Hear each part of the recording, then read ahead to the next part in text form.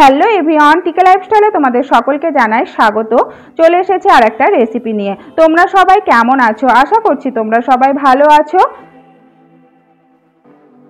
তো আজকে আমি তৈরি করব একটা ডিম আর 1 কাপ আটা দিয়ে খুব মজাদার একটা রেসিপি, যেটা ছোট বড় সকলেই কিন্তু ভীষণ মজা করে খাবে।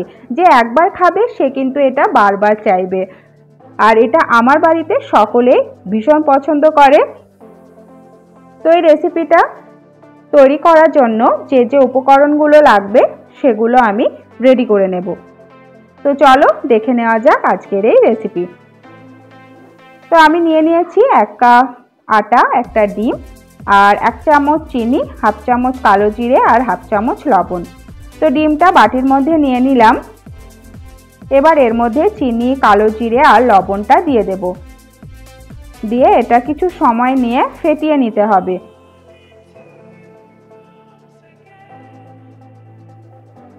তো এটা বেশ কিছুক্ষণ সময় নিয়ে ফেটিয়ে নিয়েছি।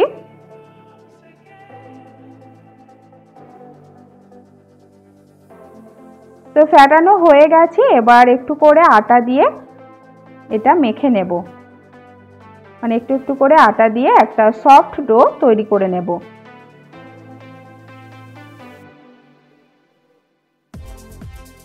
তো ডোটা তৈরি করে নিয়েছি।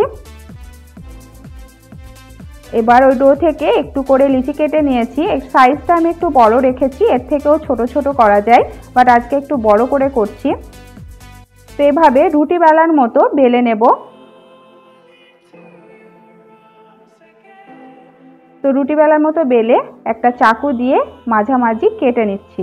তো দুই সাইডগুলো কাটবো না, শুধু মাঝামাঝি কেটে এভাবে জড়িয়ে নেব।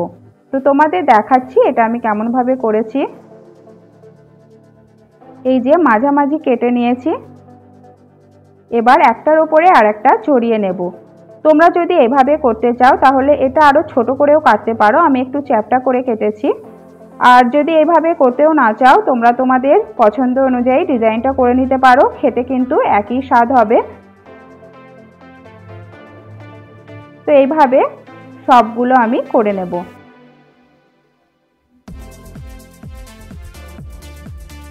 আর এই রেসিপিটা আমি যেটা তৈরি করছি এটার নাম হলো ময়নাপুরি। তো এটাকে আমরা ময়নাপুরি বলে থাকি।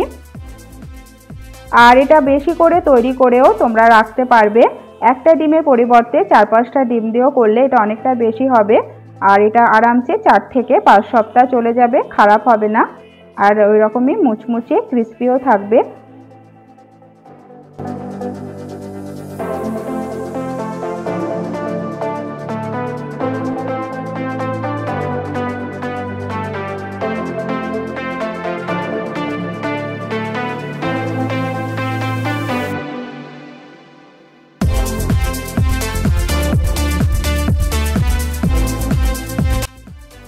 তো সবগুলো আমি তৈরি করে নিয়েছি। এবার ফ্রাই করে নেব। আর একটা আলাদা করেছি, দেখতেই পাচ্ছ। এবার কড়াইয়ের মধ্যে দিয়ে দিলাম রিফাইন্ড অয়েল। তো এটা রিফাইন্ড অয়েল দিয়েই ফ্রাই করব। সরষের তেল দিয়েও করা যাবে, বাট আমি রিফাইন্ড অয়েল দিয়েই করছি।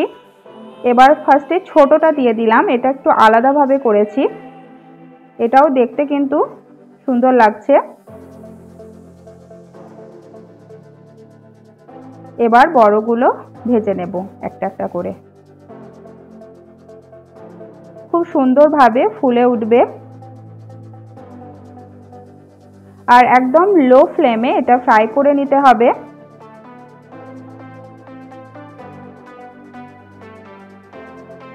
লো ফ্লেমে ফ্রাই করলে একদম ভেতর থেকে এটা ক্রিস্পি তৈরি হবে, একদমই কাঁচা থাকবে না।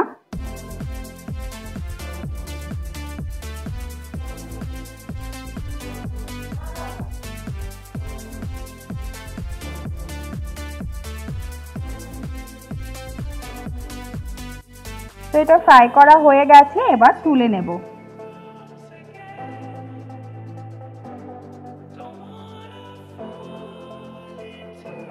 তো এভাবে সবগুলো ফ্রাই করে নেব।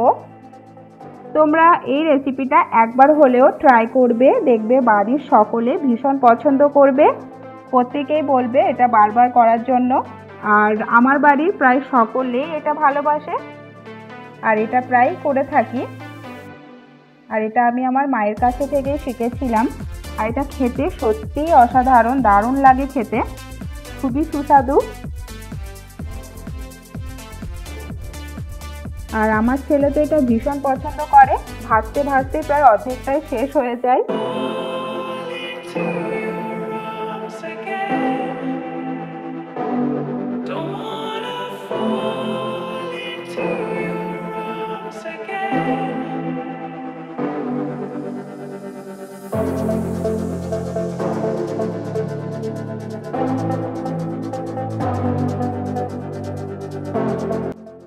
তো এভাবে সবগুলো ফ্রাই করে নেব।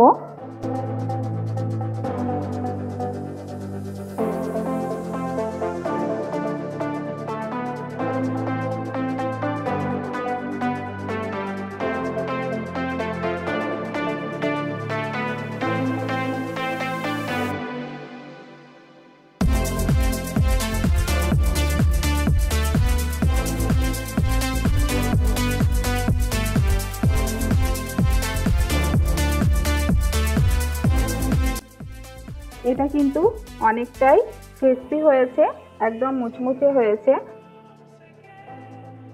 তো ব্যাস তৈরি হয়ে গেল ময়না পুরি।